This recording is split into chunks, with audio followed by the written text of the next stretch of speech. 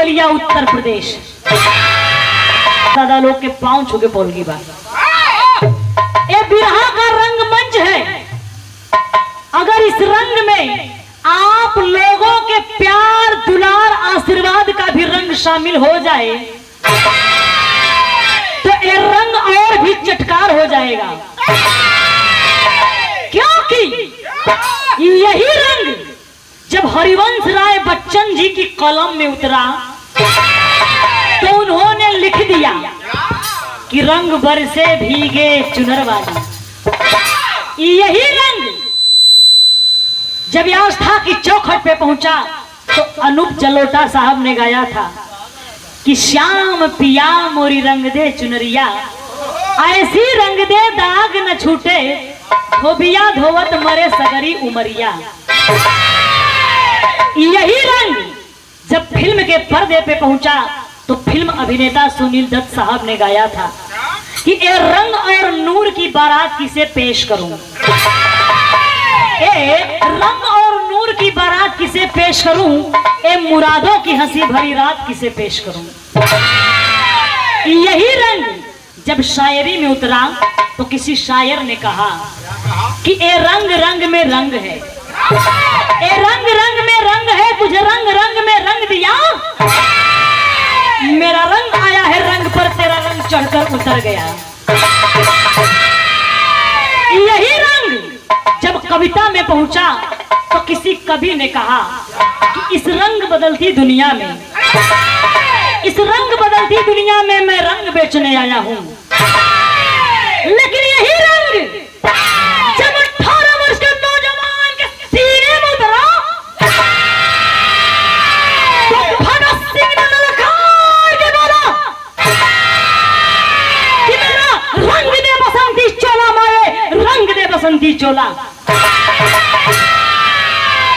क्योंकि मुझे इस पंक्ति को इसलिए बोलना पड़ा कि मैं इस शहीदी धरती बलिया की धरती पे गा रही हूँ, जो एक क्रांतिकारी धरती है। तो आई एगो वैसन बिरहा, क्रांतिकारी ऐतिहासिक बिरहा और छुके बोल की बात। आई एगो वीर रस का बिरहा बा जोन में आप लोगन के हल्का हल्का कूल रस मिल जाएगी। आओ मास्टर।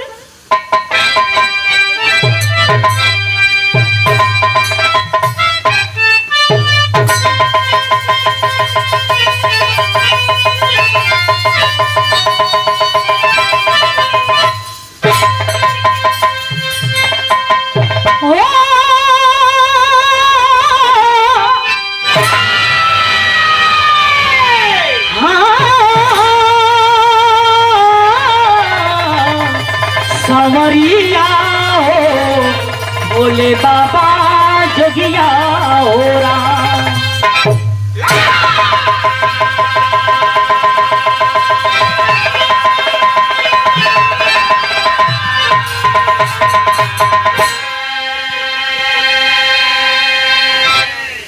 पढ़े लिखे शिक्षित समाज के लोग बैठे हैं, जरा इस वीर रस की भूमिका पे आप लोग गौर करेंगे।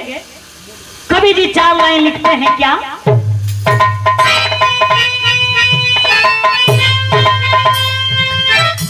तो जान जाए फरेस्तान जाए नहीं, आप फिर भी वीर ना होती सिंगार है, सर को सर से कलम कोई कर दे भले,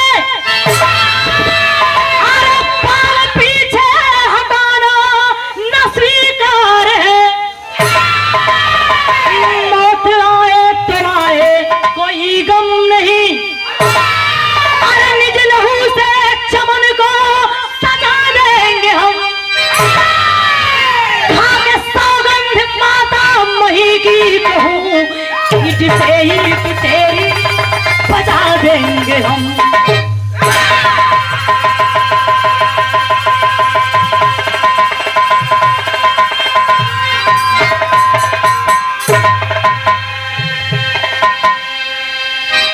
खा के सौगंध माता मही की कहूं, ईट से ईट तेरी बजा देंगे हम। देश पर मर मिटने वालों के लिए कवि जी ने लिखा है कि वतन पर मरने वालों का कलेजा नम नहीं होता। अरे वतन पर मरने वालों का कलेजा नम नहीं होता, वही लहर है होता जिसे मौत का गम नहीं होता। बिरहा में कव्वाली का अंदाज बा मास्टर, कैसे?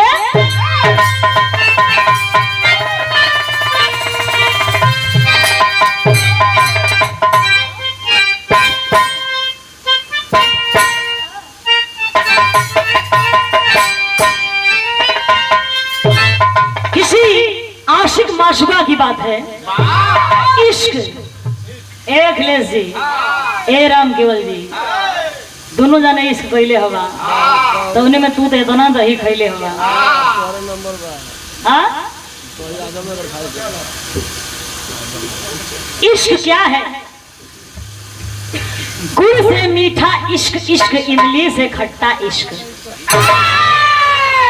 फिर खाए अगर प्रेम बढ़ जा तब वो बेकार बा, आज अगर एक तरफा प्यार रह तब वो में खटाई पड़ जा तो वो दिक्कत बा। यही लिए कहना बा कैसे?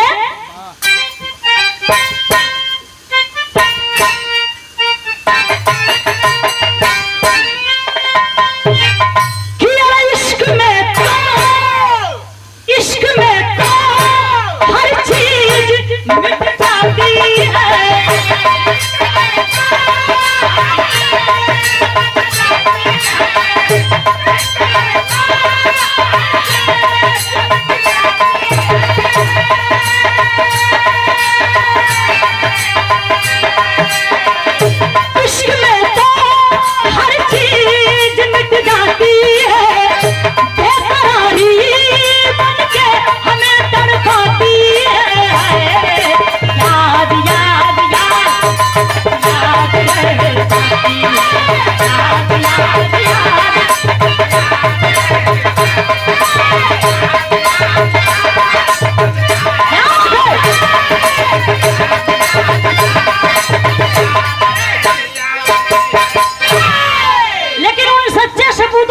कवि जी ने लिखा है क्या?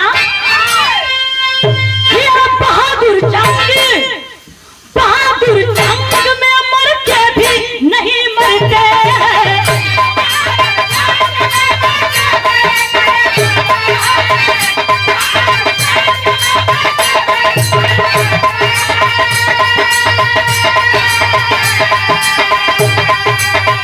सामने मौत हो दुश्मन से नहीं डरते।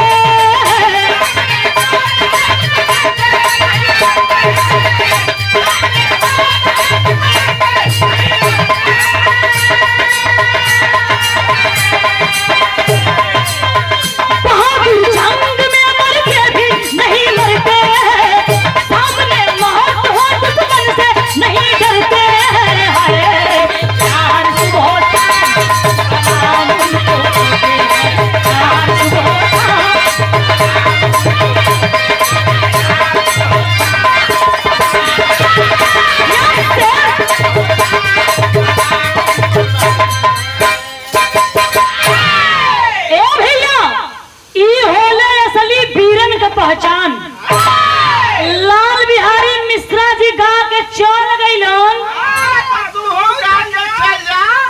कहाँ चल जाई हो? अच्छा, हम कहीं हम हो के भरत जवानी में अधरा भेजत हुआ, खुदा जिंदगी का लाला लगल बा।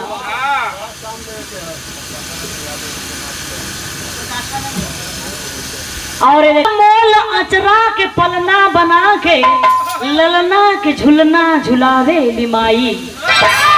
खा के नून रोटिया आ झिलंगा के खटिया पे बेटवा के छतिया लगावे लिमाई। फटही लुगरिया में पेवना चुनरिया में, फटही लुगरिया में पेवना चुनरिया में आपन उमरिया बितावे लिमाई। ममता के गागर में सागर समाइल बा, अनादर में आदर दिखावे ली माई। माई बाप के अगर बेटवा अनादर भी कर रहल बा भूल चुक से, तब वो माई आदर ही प्रेम ही लुटावेली। माँ के ममता, माँ के दूध का कर्ज केहू चुका ना पाई। लेकिन आप लोग बिरहा से दिमाग ना हटाएंगे। लाल बिहारी मिश्रा जी गा के चल गए कि पनिया बरसे या पथरवा पहरू पहरा पर खड़ा, गोलियां सनका चाहे गलवा पहरू पहरा पर खड़ा। इहवे से बिरहा में जौहरी शहर का अंदाज मास्टर कैसे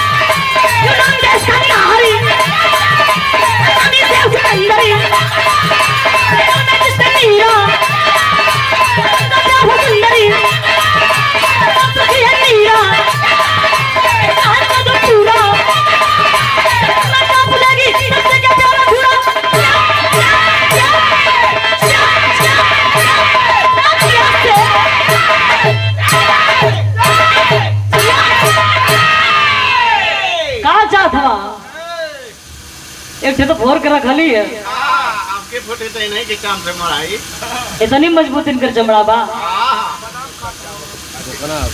मिश्री बादाम एक का साथे खात हुआ।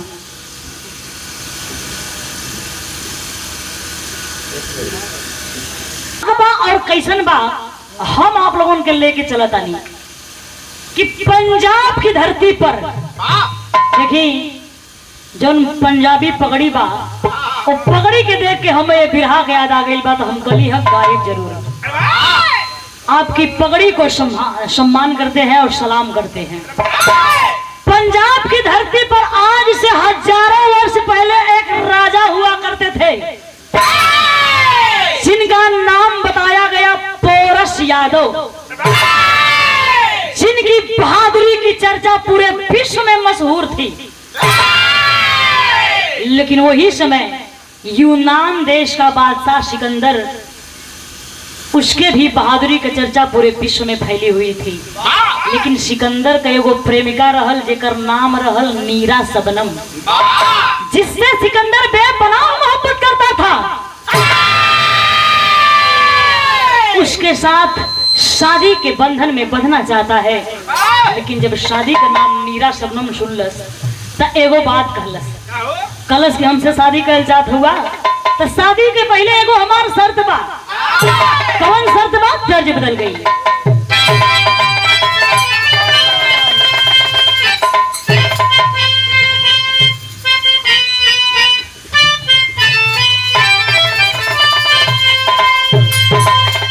गीत बड़ी रोमांटिक बा। कौन मेहरारू कौन मर्द से कहे, कौन नायक कौन नायिका, चाहे कौन नायिका कौन नायक से कहे। कहाँ कहे कि अंग अंग मधुमाताल दहिया हाय खिल के भइल कजरा।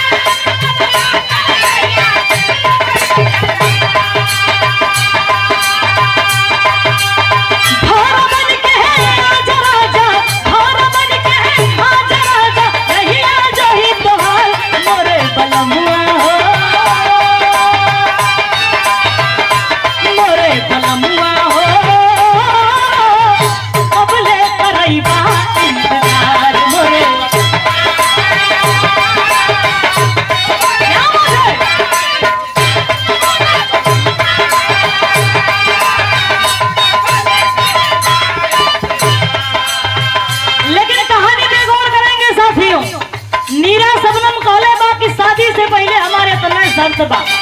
का शर्त रहे?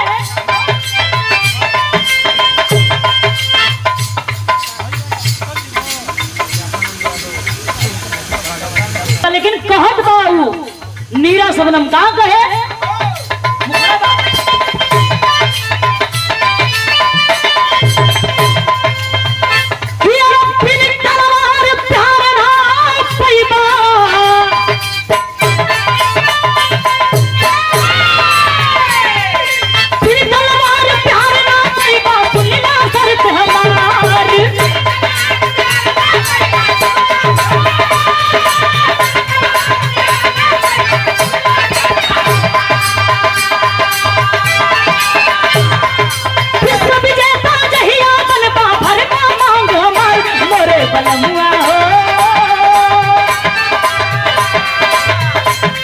बलमुआ हो इहे बात और जी हमार मोरे।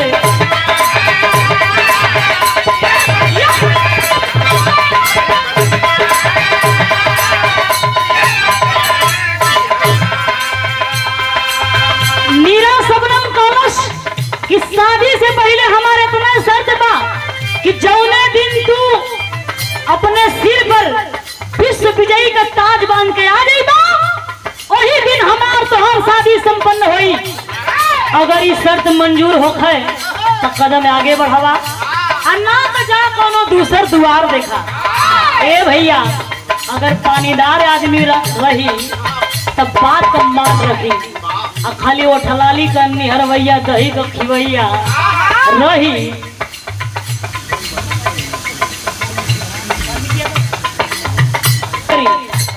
नहीं तो खाली उठलाली का निहरवैया रही लेडीसन का काजर निहरवैया रही तो कबो वहां ले ना पहुंची। कहल जाला हमरे कवि जी एगो विराम लिखले हुवन कि पानी बिन पानी कवने काम के। पानी उतर गई तब मिली न मंगले पानी, पानी बिन पानी कवने काम की।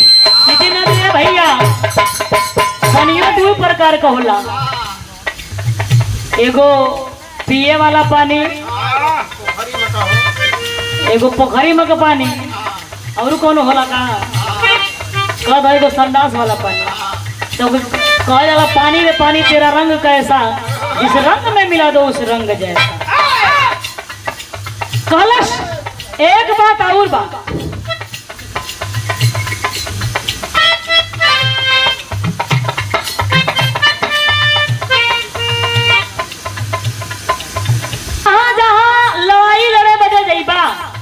हम तुम्हारे साथे चला। कलश बस इतनी सी बात, अरे तुम्हारे लिए तो मैं कुछ भी कर दूंगा।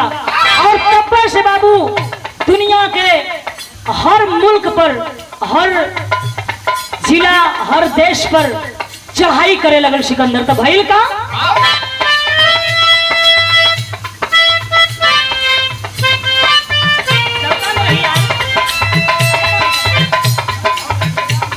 तुम चारों दिशवा में तब टाका फहरावल,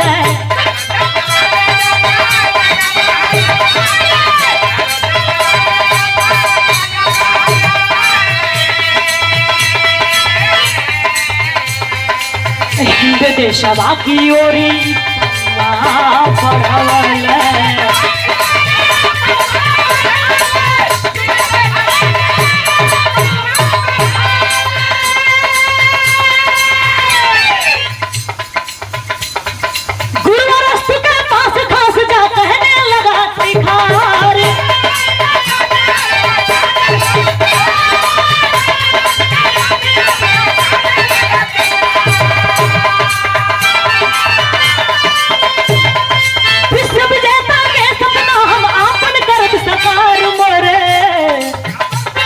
बलमुआ हो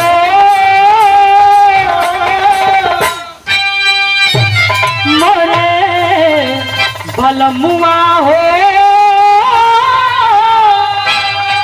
इहे बात अर्जी हमार मोरे बलमुआ हो इहे बात अर्जी हमार।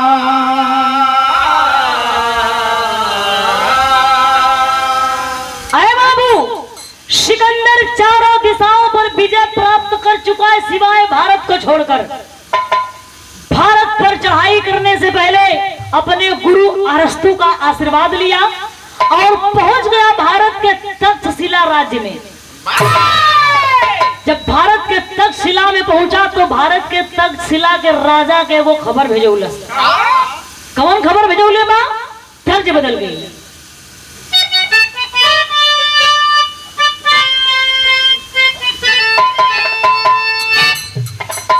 तर्ज बड़ी पुरान बा लेकिन बिरहा में अगर झलक आज भी बा। कैसे हमारे पुरनिया चाचा दादा लोग बिरहा सम्राट गुरु जी लोग गावा, कैसे गावा कि अरे पिया परदेसवा जेठान नहीं हरवा, अरे पिया परदेसवा हाय जेठान नहीं हरवा, भसुरा भसुरा सुतेला मचान पे, हम बिकाई गईली एक बीरा पान पे। लेकिन बाबू गौर करेंगे सिकंदर तक्षशिला के राजा के कौन खबर भेजौले बा कि अरे भेजला खबरिया कि होई है समरिया,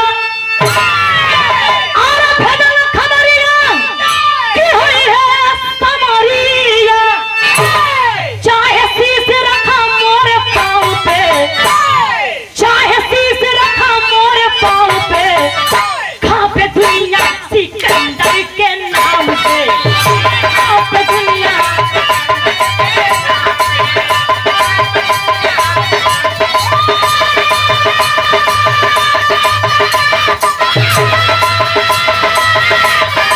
क्या बात है?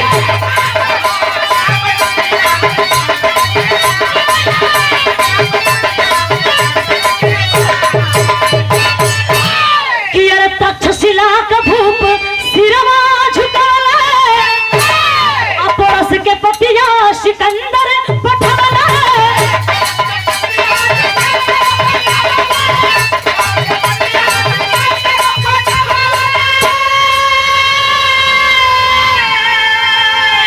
और तल्ला गली यगिनिया परस के बदनिया, और लगली यगिनिया परस के बदनिया, घायल भइल दुश्मन के दाम से, दुश्मन के दाम से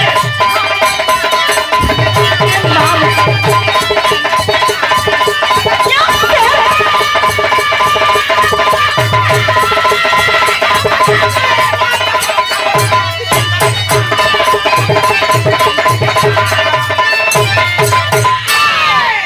आया बाबू। तक्षशिला का राजा सिकंदर के सामने जब हार मान गईलन तब सिकंदर का कैलस कि राजा पोरस के खबर भेजौले बा। कलश की या तो लड़ाई लड़ो या तो मेरी गुलामी मंजूर करो। जब इतनी बतिया राजा पोरस सुनने की ना बाबू, अखियां में खून ना उतर गई, पौराई गईलन। तब देखा कहत का हुमन तर्ज बदल गई।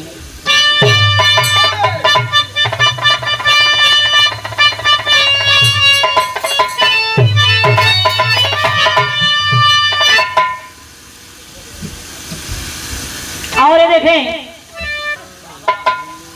तो कहल जाला कि कब्बो मीठी नहीं हीरे का पानी, पौरा गईलन। तो कहलन का कि अरे गिरी गिरी। देखी ये तर्ज के बिरहा सम्राट स्वर्गीय रामदेव गुरु जी अपने जमाना में गौले रहलन। हम उनके देखले तो नहीं खी रही, तब हमार जन्म नहीं खी रहे, लेकिन हमारे गुरु जी लोग बतावेलन कि जब गाँव तो सच्चो लगो कि आसमान तलक जाता, लगा कि ई तर्जिया नहीं बदे बनले बिया। कैसे गावा कि अरे गिर गिर जाला नार बुनावा,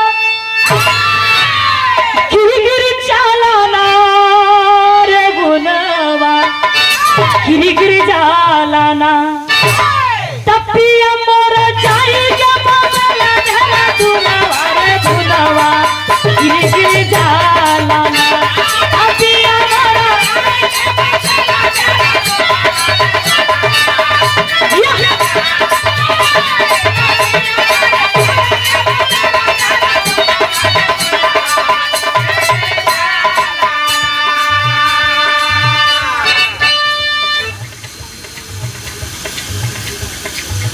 और देखा गिर गिर जाला ना रे बुनावा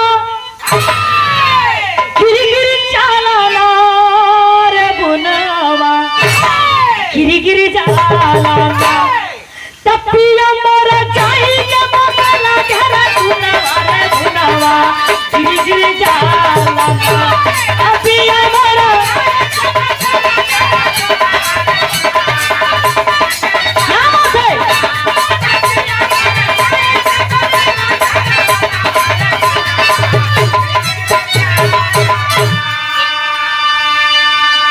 लेकिन बाबू जब राजा पौरस सिकंदर का धमकी भरा खत पढ़लन पौराण में गईलन तो कैलन का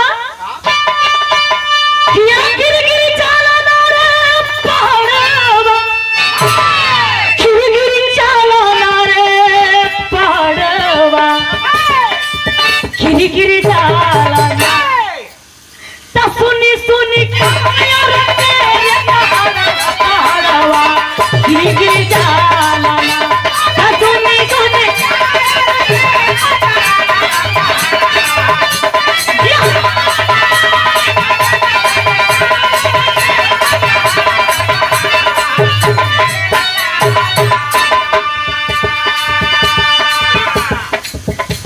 फेरी कए पिघुल बदलवा छिड़ला जंग जुधार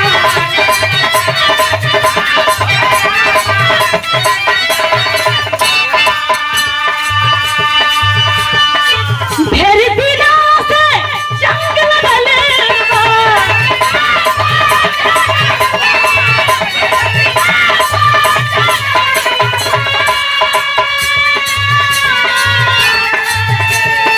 ढेर दिना से जंग लगलेवा प्यासल बा तलवार पहाड़वा गिर गिर जाला ना दस चलो तेरा गिर गिर जाला ना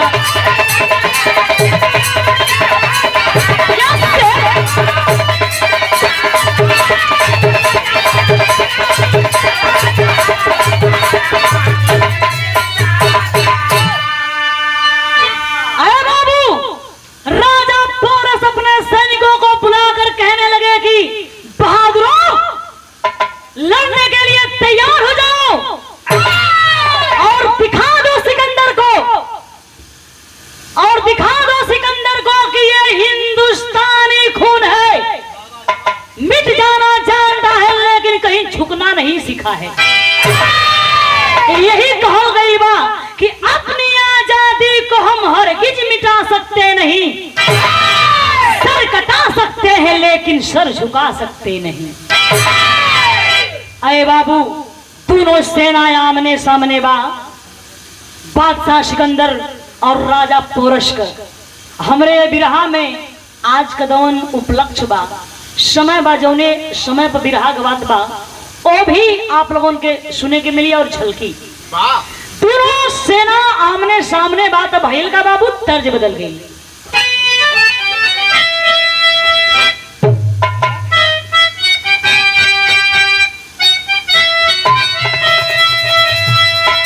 वकील साहब ये आप लोगों के जमाने का चीज बा, आए में हेतना चाहे बिरहा सुने वाला चाहे हाई गवैया में से पार्टी या गवैया लोग बने, इनमें से केहू का न केहू का जरूरत छोटे पर बिया भइल हुई।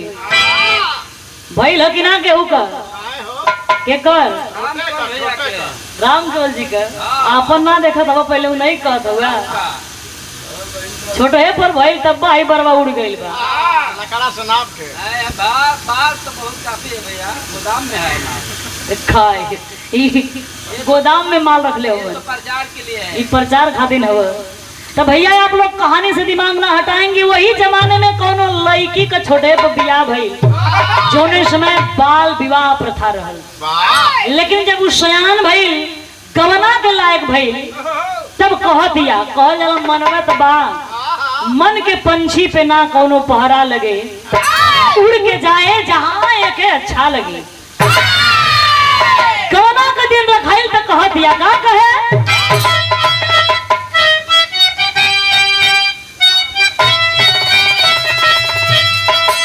कह कि हम गवनवा नहीं जा, हम गवनवा नहीं जा, हम गवनवा नहीं जा, हम गवनवा नहीं जा। लोग कहे ए अखिलेश जी, ए राम केवल जी, पीठ मत दिखावा। तो नई नई प्रीत लगल हिरनवा, नई नई प्रीत लगल हिरनवा, हम गवनवा नहीं।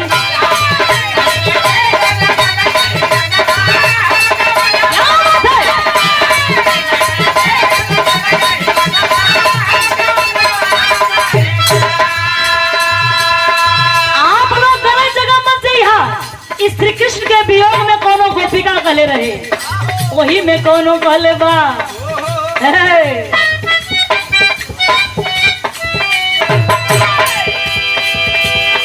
हम गवनवा कहिया जा, हम गवनवा कहिया जा।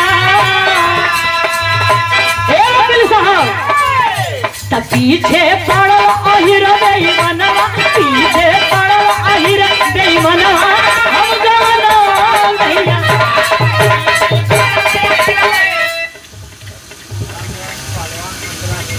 अच्छा अच्छा, और देखे आदरणीय मिला है, बहुत बहुत प्रणाम बा। लेकिन बाबू गौर करेंगे, कहानी से दिमाग न हटाएंगे। बादशाह सिकंदर और राजा पोरस का सेना दोनों आमने सामने बा।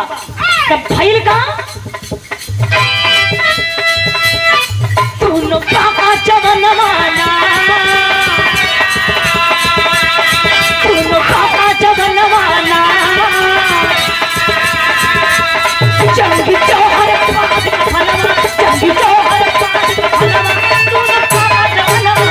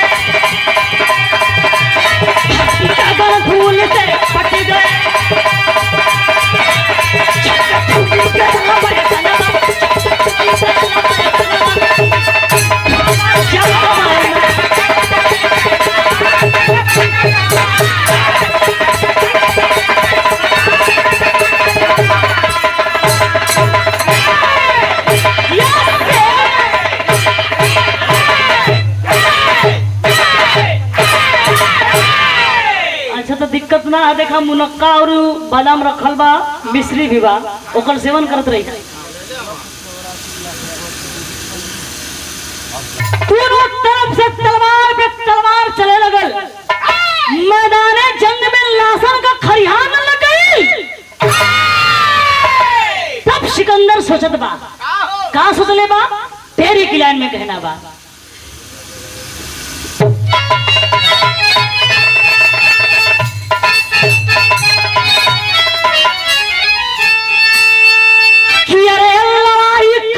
पोरस से होई, कैसे पोरस से होई, ऐसे जंग होई तब जाई फौज मराई।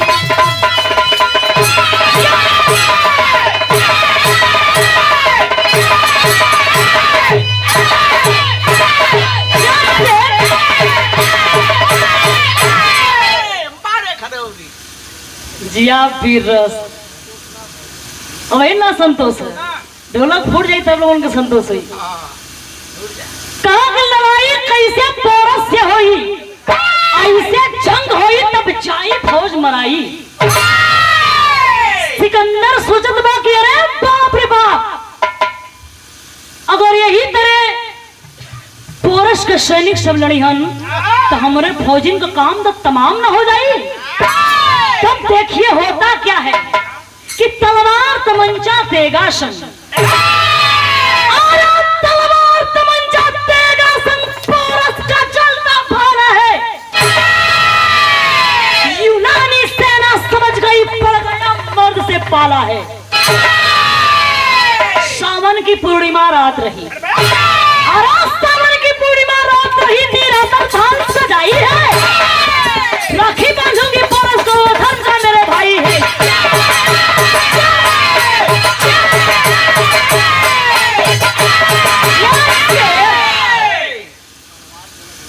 यह तलवार चलत या चला तलवार तो यही चल तरे चले कि ढोलक यार पार हो जाए।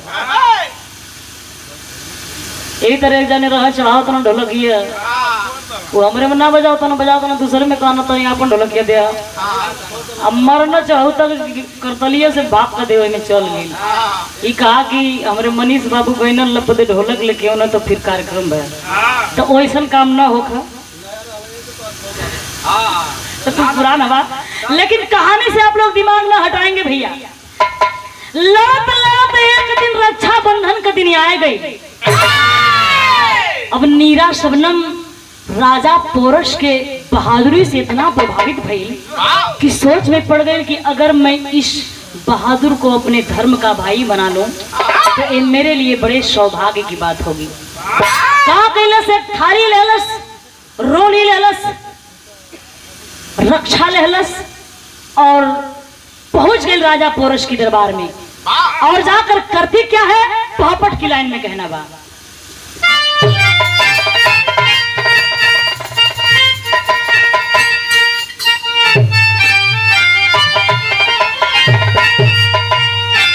लगा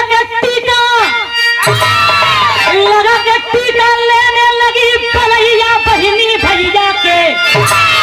लगा के टीका लेने लगी पलैया बहिनी भैया के। और राखी बांधी कलैया बहिनी भैया के।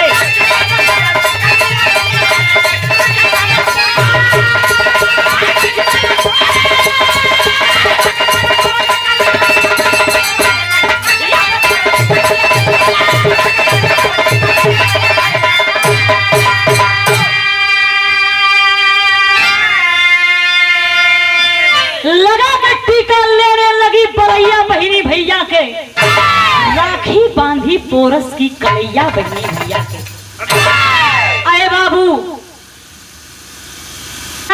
कहानी से आप लोग दिमाग में हटावल जाए। जाकर नीरा शबनम राजा पोरस के दरबार में पहुंचकर उनकी कलाई में राखी बांध देती है। और जब राजा पोरस एक बार राखी की तरफ देखलन और फिर मुड़ी ऊपर करके ओकरा के देखलन, कहलन अरे तुम कौन हो? मैं तो तुम्हें पहचानता भी नहीं। नीरा शबनम कलश की राजा, मैं आपके दुश्मन की होने वाली सुहागन हूँ और आपके बहादुरी से प्रभावित होकर मैं आपको अपने धर्म का भाई मान चुकी हूँ। जब इतनी बात राजा पोरस सुनलन तो सोच में पड़ गईलन कि एक दुश्मन की होने वाली सुहागन अगर मुझे अपना भाई मानती है तो मेरा भी तो इसके प्रति कुछ फर्ज बनता है। तब देखिए कहते हैं क्या राजा पोरस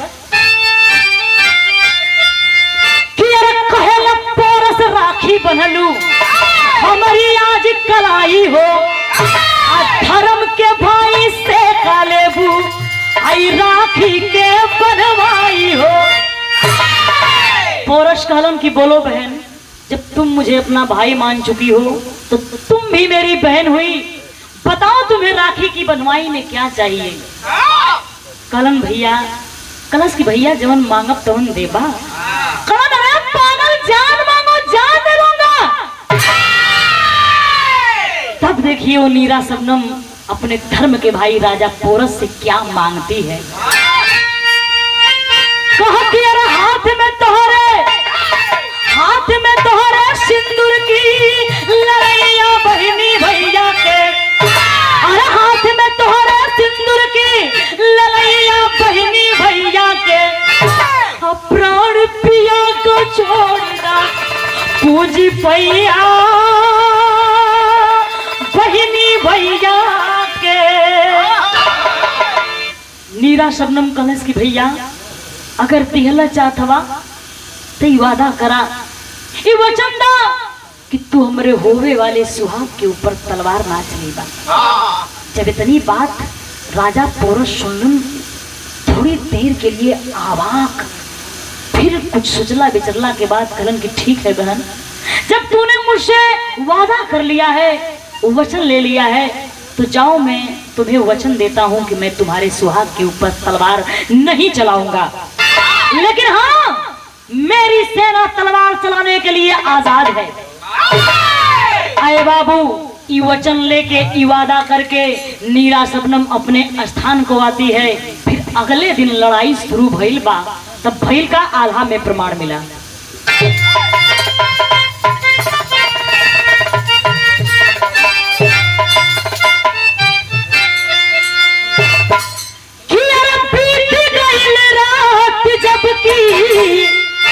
ए बाबू हो गए बिहनवा,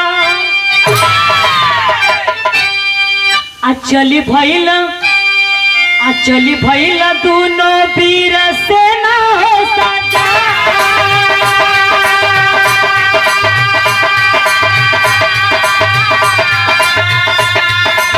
खटा खटा से गहवा बजे हो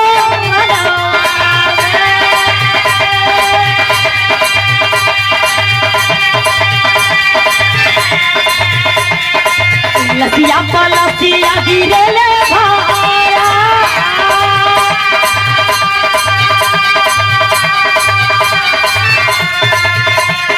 पीछे हटने लगा तब सिकंदर का फौजिया,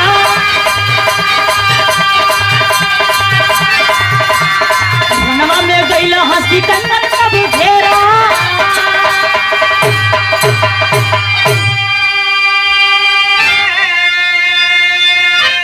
आए बाबू लड़ाई के मैदान में सिकंदर की सारी सेना मारी जाती है।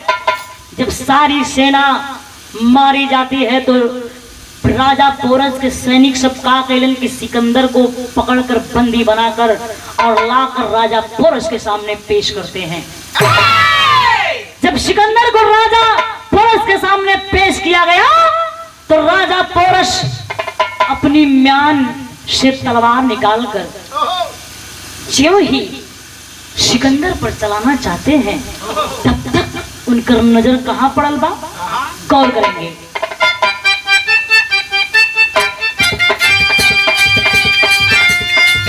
अरे तबल कलाई ऊपर पड़ली नजरिया,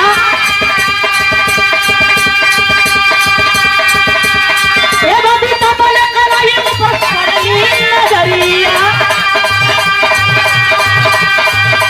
बहिनी का बात दे ही बिहारा, अरे के देखी नीरा मारे तलवरिया, देखेला बीरवा नजरिया घुमाए देखा।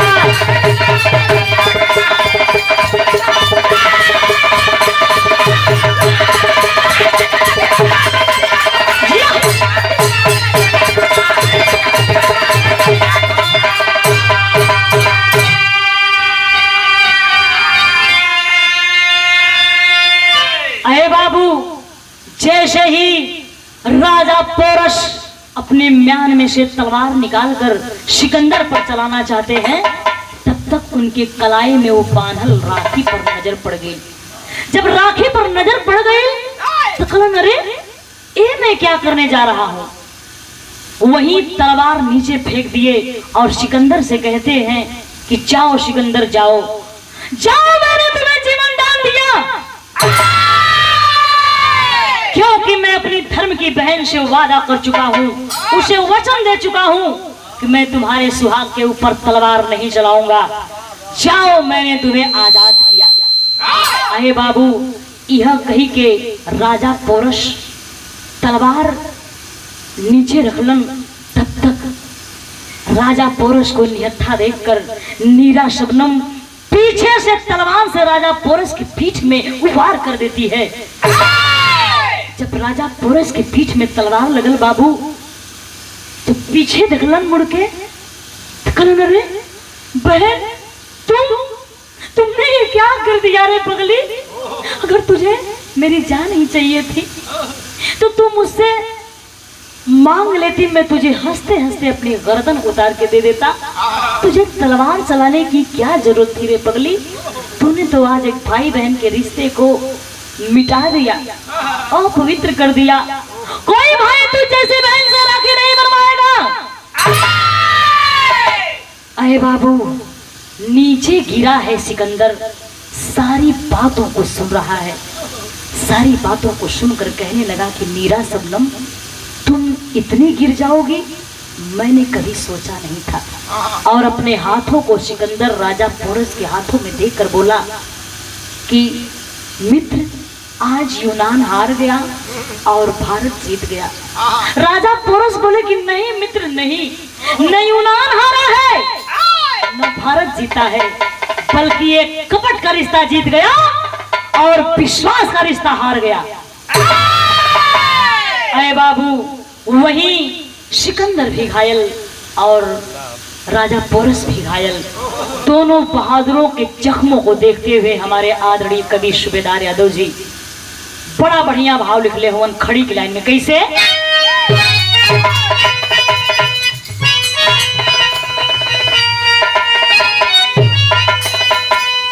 बढ़ जा मालिक, बढ़ जा। का लिख ले हुवन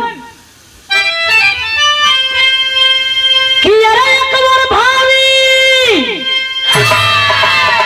भावी मतलब आवे वाला कल, भविष्य। का कहे? अरे अकबर भावी सिंदूर की लड़ाई रो पड़ी। अरे अकबर भावी सिंदूर की हाय लड़ाई रो पड़ी। अकबर झंखेला बीरनवा कलाई रो पड़ी।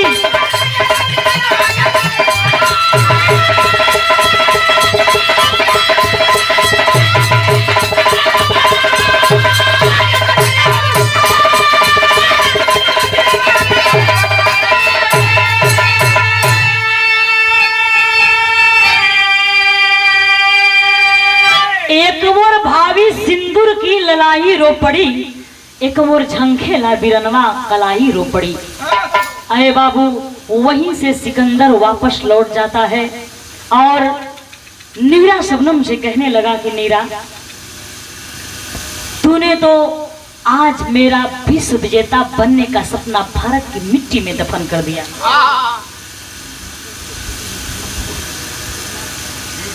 और माता जी की छोटी पुत्री आदरणीय बिमलावती देवी जी की तरफ से इस भाव पे 100 रुपए से सम्मान मिला है। चौड़ों में कोट सनमन बा और रोगा लोगन के पांव झुके बोलगी बा। वहीं से बाबू सिकंदर वापस लौट जाता है और कहने लगा नीरा शबनम से कि नीरा शबनम, तुम इतनी गिर जाओगी, मैंने कभी सोचा नहीं था। तूने तो आज मेरा विश्व विजेता बनने का सपना भारत की मिट्टी में दफन कर दिया। आज से तेरे रास्ते अलग, मेरे रास्ते अलग। तू मेरे लिए मर चुकी है और मैं तेरे लिए मर चुका हूं।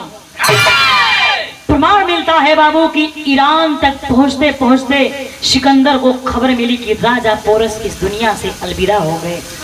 तो बाबू, बादशाह सिकंदर भी एक बहादुर योद्धा था और भी इस सदमे को बर्दाश्त नहीं कर पाया।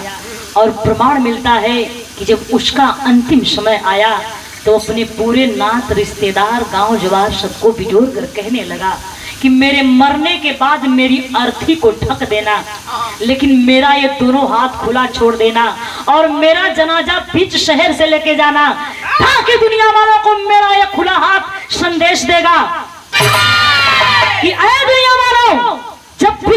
सिकंदर खाली हाथ जा रहा है तो तुम क्या लेकर जाओगे? तुम्हारी क्या औकात है? किसी ने बर्फ से पूछा कि तुम इतनी ठंडी क्यों हो? बर्फ ने जवाब दिया कि मेरा अतीत भी पानी, मेरा भविष्य भी पानी, तो मैं गर्मी किस बात पे रखूं? तो क्या इंसान की ऐसी स्थिति नहीं है कि उसका अतीत भी खाली हाथ और भविष्य भी खाली हाथ? क्या लेकर आया है इंसान जो लेकर जाएगा? सब कुछ बना बनाया यही रह जाएगा। कहल जाला कि चाहे लाख करा चतुराई, कर्म का लेख मिटी नाए भाई। जितना बढ़िया कर्म करबा उतना बढ़िया तोहर नाम गावल जाइए। काहे से कि ये जमाना में मरले के बाद केहू केहू का नाम होला, अब कफन केहू केहू के नसीब होला। अब पूछी काहे? केहू बमबारी में मरेला, केहू गोलीबारी में मरेला, केहू के सांप बिच्छू डस लेला तब मरेला, केहू ट्रेन हादसा में मर जाला, केहू फांसी लगा के मर जाला। अभी एक बिरहा की गायिका यूट्यूब पर मैंने देखा, फेसबुक पर आया है, आकस्मिक मौत हुई है। बिरहा की बहुत सुंदर गायिका थी, चंदौली की नीतू यादव। अब क्या कारण था, कैसे मरी, वो तो भगवान ही जाने। लेकिन दुनिया में बाबू सबके टेंशन बा, सबके दुख बा, सुख बा, लेकिन ओकर निवारण मरल नहीं बा। देखा हम समझावता नहीं, सब एक दूसरे के समझावला, लेकिन जब वैसा ईर्खा वाली बात आ जाला तो आदमी के दुनिया से जाए खोला, कुछ ना लौकेला। तो भगवान उस बहन की आत्मा को शांति दे।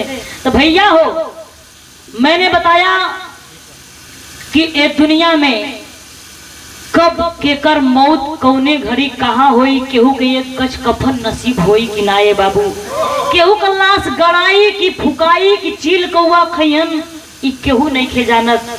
मरले के बाद खे जानत बा कि हम कफन मिली कि ना, नहीं खे पता बात केहू के। लेकिन गौर करेंगे, इधर राजा पोरस भी इस दुनिया से चले गए और बादशाह सिकंदर भी इस दुनिया से चला गया।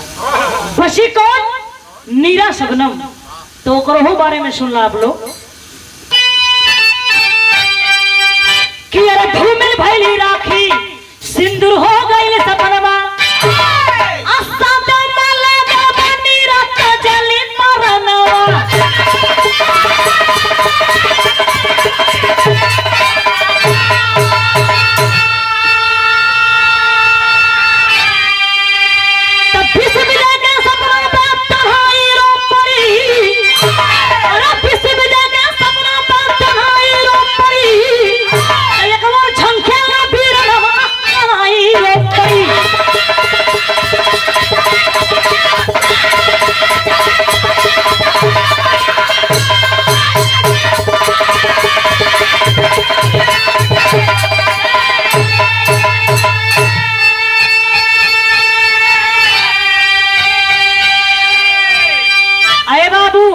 इधर नीरा शबनम सोचने लगी कि वाह रे मुझ जैसी अभागन, न मैं राखी की हो सकी, न मैं सिंदूर की हो सकी।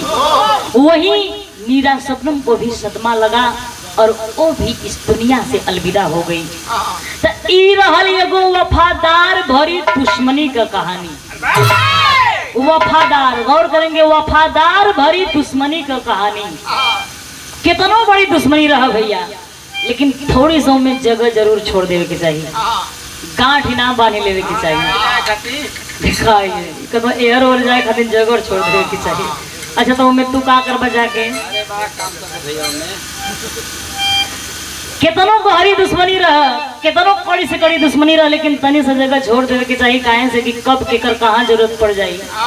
एक कहावत बा कि दुश्मन न करे दोस्त ने वो काम किया है, उम्र भर का गम हमें इनाम दिया है। अपने ही गिराते हैं नशे मन पे बिजलियां, गैरों ने इसे आकर के थाम लिया है, उम्र भर का गम हमें इनाम दिया है। यही बिरहा विराम लेती है। अगर आप लोग चाहल जाए तो श्रद्धांजलि गा दे, ना चाहल जाए तो हम कोनो आप लोगों का।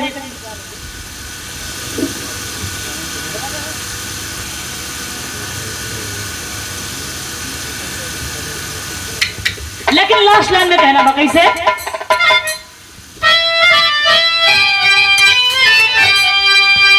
कि गुरु बिहारी गुरु गणेश गुरु रामलाल की लीला कवि चंद्रिका रामदेव का जो कोई ना मीरा।